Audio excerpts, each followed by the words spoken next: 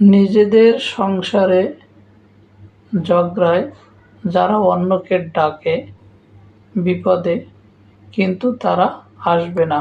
তাই পরিবারে চলার পথে ভুল ত্রুটি হতেই পারে, আর হবেই। তাই কখনো নিজেদের ভুল অন্যদের কাছে বলতে নেই এবং মাঝখানে বসিয়ে বলতে নেই।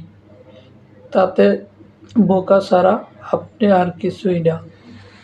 তাই আপনি ঠিক থাকুন, পরিবারের সমস্যা বসে পরিবারই সমাধান করার চেষ্টা করুন। কারণ আপনি যদি মাঝরাতে কোনো বিপদে পড়েন, পাশের লোক আসবে না, মাঝে যারে বসাছেন সে আসবে না। তাই বিপদের সময় কাছের লোকই আপনার বন্ধু।